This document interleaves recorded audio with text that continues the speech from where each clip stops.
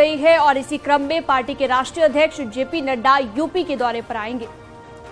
28 फरवरी को वो अमरोहा और सहारनपुर के दौरे पर आएंगे। इसके अलावा कई केंद्रीय मंत्री भी उत्तर प्रदेश के दौरे पर आएंगे। ये सभी नेता हारी हुई सीटों के लिए विशेष रणनीति बनाएंगे।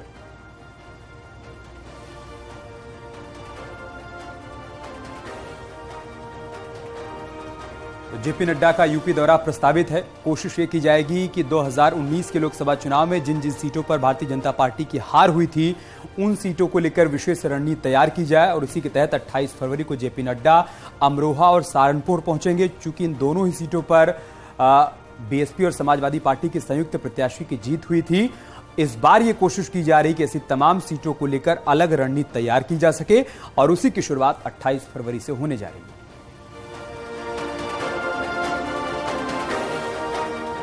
मिशन 2024 की राह आसान बनाने के लिए बीजेपी अब संगठन के पदाधिकारियों के साथ सरकार के मंत्रियों को भी जमीन पर उतारने जा रही है। हारी हुई 14 लोकसभा सीटों पर केंद्रीय मंत्रियों के प्रवास के बाद अब यूपी के मंत्रियों को 66 जीती हुई सीटों पर प्रवास की जिम्मेदारी दी जा रही है। बीजेपी 2019 में गाजीपुर, नगीना, अंबेडकर नगर, अमरोहा, संभल, मुरादाबाद, जौनपुर, सहारनपुर, रायबरेली, मैनपुरी, बिजनौर, घोसी, लालगंज और श्रावस्ती इन 14 सीटों पर हार गई थी, जिन पर इस बार पूरा फोकस बीजेपी का रहने वाला है। यूपी में टारगेट 80 को पूरा करने के लिए बीजेपी पूरी ताकत के साथ मैदान में उतर गई है और इससे पहले पिछले महीने जेपी नड्डा गाजीपुर में रैली कर मिशन पूर्वांचल का बिगुल फूंक चुके हैं।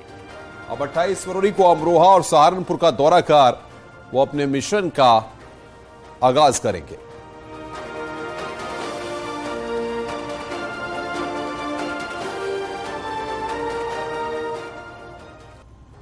दो 2019 में जहां बीजेपी यूपी की 14 सीटों पर हार गई थी, वहीं 25 ऐसी सीटें भी हैं जहां पर 1 लाख से कम मार्जिन से बीजेपी की जीत हुई थी।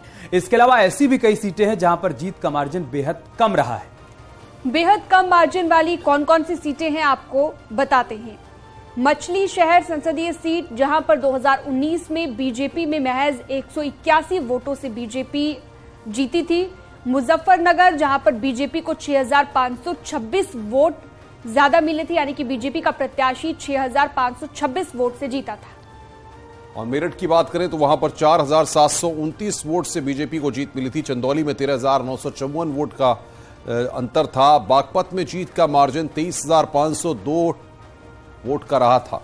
फिरोजाबाद में 28781 वोट और बदायूं में 18454 वोट से बीजेपी के प्रत्याशी की जीत हुई थी। इन सभी सीटों पर बीजेपी का फोकस है। इसको लेकर अलग तरह से रणनीति तैयार की जा रही है।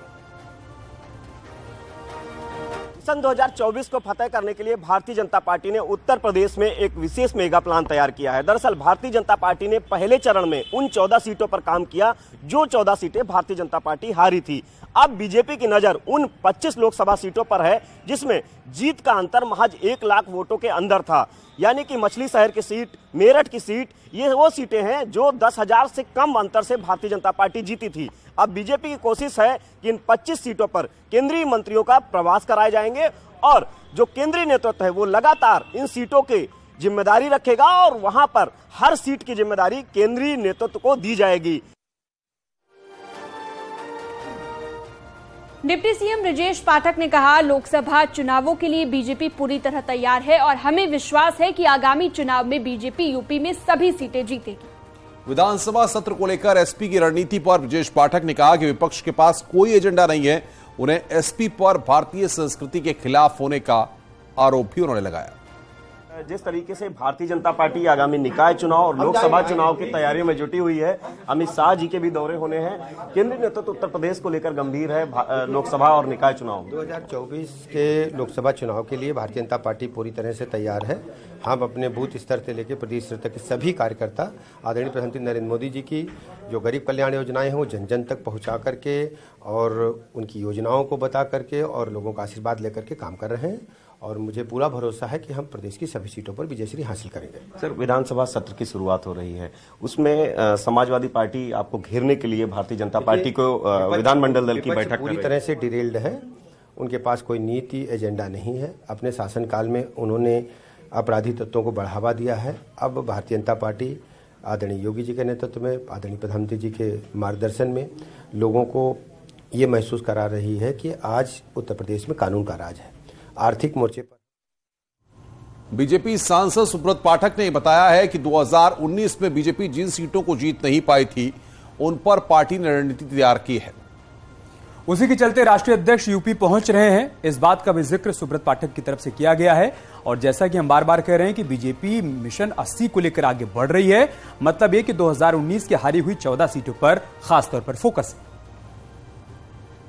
सर, बीजेपी ने जो हारी हुई सीटें हैं 2019 के लोकसभा चुनाव को लेकर, उसको लेकर रणनीति तैयार की है। बीजेपी अध्यक्ष जेपी नड्डा और अमित शाह उन सभी सीटों पर दौरा करने वाले हैं। 28 फरवरी को बीजेपी अध्यक्ष अमरोहा और सहारनपुर का दौरा करने वाले हैं। किस तरह से आप देख रहे हैं? देखो, भारतीय जनता पार्टी में जब हम लोग 2014 जीते थे तब भी देश भर में हम लोगों ने लगभग 100 के ऊपर ऐसी सीटें चिन्हित किया था जहां के ऊपर हम हारे हैं, अच्छा वोट मिला है और कम वोटों से हारे हैं। वहां पर काम किया, उसमें से फिर 2019 के चुनाव में काफी सीटें जीतने में हम लोग सफल भी रहे। उसी प्रकार से इस बार भी हम लोगों ने इस तरीके की सीटें पार्टी ने चिन्हित की हुई हैं। उनमें उत्तर प्रदेश की वो सभी सीटें जो हम लोग हारे हैं, वो सारी सीटें जो कि उत्तर प्रदेश में हर सीट पर भारतीय जनता पार्टी के जीतने की संभावना है। तो जो हम नहीं जीत सकते थे, जैसे आजमगढ़ हम इस बार जीते हैं और रामपुर हम लोग इस बार जीते हैं, तो इस प्रकार की सीटें जब हम जीते हैं तो लगता है कि शायद उत्तर प्रदेश में कोई सीट ऐसी हो जो हम लोग ना जीत सकते हो। तो सारी सीटें जो हम लोग जीत सकते हैं तो उसी को लेकर तैयारी है। लेकिन सर, अगर पश्चिमी उत्तर प्रदेश की अगर बात करें, क्योंकि ये दोनों ही सीटें अमरोहा हो या सहारनपुर हो पश्चिमी उत्तर प्रदेश के अंदर आती हैं, तो बीजेपी को कई सारी सीटों पर हार का सामना करना पड़ा था। ये खासकर बसपा ने परफॉर्मेंस बहुत अच्छा किया था। इस बार क्या पश्चिम की लड़ाई बीजेपी जीत पाएगी?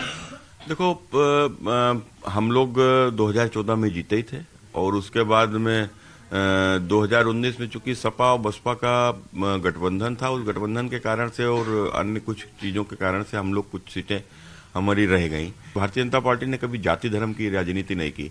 हम लोगों ने सबका साथ सबका विकास का नारा देकर काम किया है और इसलिए हम लोगों को भरोसा है कि सभी जाति धर्म का वोट भारतीय जनता पार्टी को मिलेगा और भारतीय जनता पार्टी उत्तर प्रदेश से 80 की 80 सीटें जीतेगी। धन्यवाद हमसे बात करने के लिए। कैमरा पर्सन हरीश के साथ पवन गौड़, विकेट 3, दिल्ली। भ्रष्टाचार पर सीएम योगी ने